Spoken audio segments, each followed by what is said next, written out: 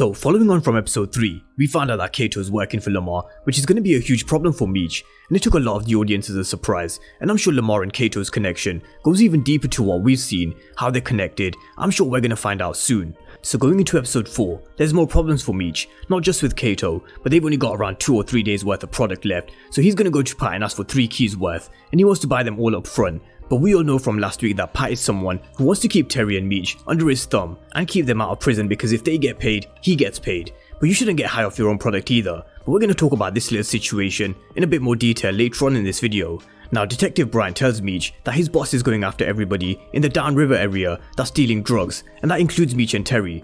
So more problems for them as we see them getting arrested, but we're going to talk all things episode 4 and break down the trailer as usual. But of course, if you're new to the channel and you haven't done so already, then remember to smash the subscribe button if you want to see everything BMF and Power Universe related. But let's talk all things episode 4 and what to expect next week. And one problem that Meech and Terry have is they've only got about 2 or 3 days worth of product left, and this is all because of the last few days they've been pushing their product hard on the streets. Meech gave the incentive of his Rolex to whoever sold the most, because they only had about 2 days left to shift their product and pay Pat, and he explained that cracking down the whip ain't always about beating someone, it's about knowing which buttons to press to get people to do exactly what you want them to do, and it worked. It worked with his crew out on the streets, and it worked with his food truck business, where Kato and B-Mickie were selling the stone burgers, but now they're low on product, so we're going to see them going up to Pat and asking him for more, something that they've done before in the very first episode, when Pat told them that they've been selling way too fast. And Pat explained that their job is to get paid, but to also stay out of jail, which I do agree with, because you have to master the art of timing when you do want to surpass the teacher,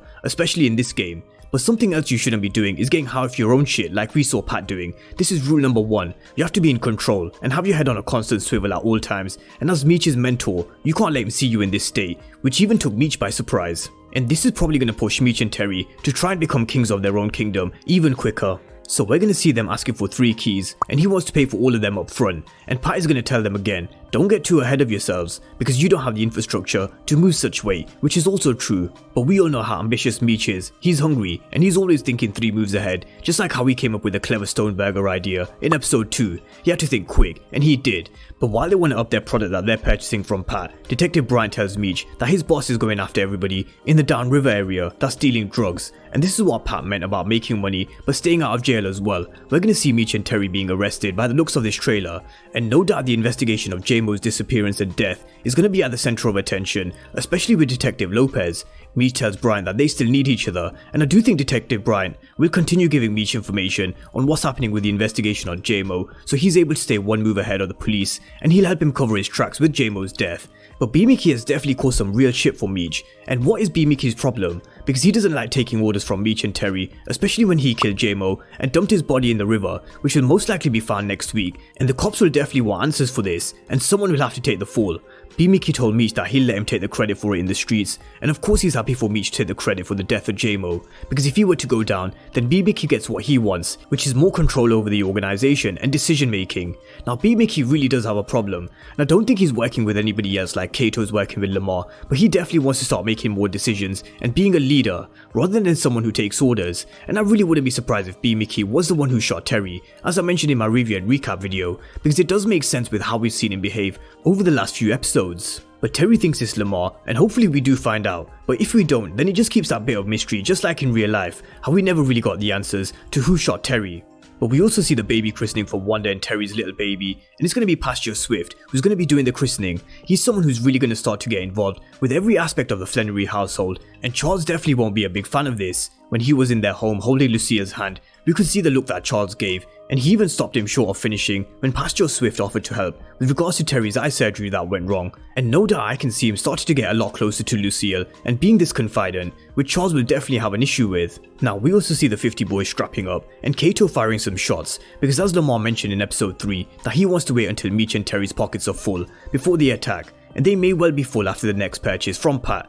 Lamar wants to hit them at the right time, and he's going to be working overtime to shut the 50 boys down for good. But could Meech later on down the line have an unlikely ally in Flamel? Not anytime soon, because I doubt he's going to be moving from that hospital bed in the state that we saw him in, but we saw how Meech tried to recruit him in episode 2, following on from the offer that he made to J-Mo in the first episode, which he turned down. And he knows that Flamel is a businessman who's all about the paper, and he told him that he wanted to give him this opportunity to make more money than he can even imagine. But he turned this down at the time because he was loyal to the 12th Street Boys and he was loyal to J-Mo. But that could all change now after the death of J-Mo and him being beaten to an inch of his life and realizing that Lamar was behind setting up J-Mo as well. Now the offer to Flamel wasn't a take it or leave it offer. Meech told him that this offer won't last forever, so it very well may still be on the table, especially if Flamel brings in information on Kato working with Lamar or B-Mickie being the one responsible for shooting Terry, for example. I could definitely see them working together to take Lamar down, because I highly doubt Lamar and Slick will let go of the 12th Street boys and the crew that they have now underneath them. But that's just a rundown of the trailer for episode 4, which is titled Heroes, so drop all your comments and predictions down below in the comment section as we move towards the halfway point of BMF's first season. So drop all your comments down below, and of course if you're new to the channel and you haven't done so already, then remember to smash the subscribe button if you want to see everything BMF and Power Universe related. But as always, thank you guys for watching, and I'll see you next time.